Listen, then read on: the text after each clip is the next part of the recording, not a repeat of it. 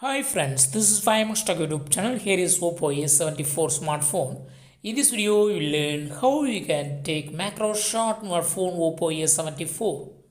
First of all, open camera in your phone Oppo A74 and go to more button. Here select macro.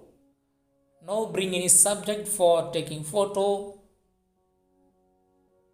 Here I bring the subject and keep your subject close to the camera and click on shutter button to take photos.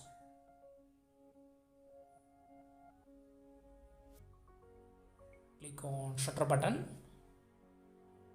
I bring another subject now, this subject, and I bring it closer to the camera.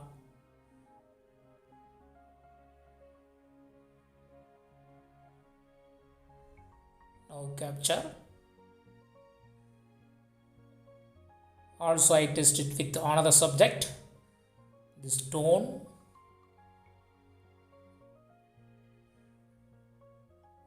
Now I show the picture that I took.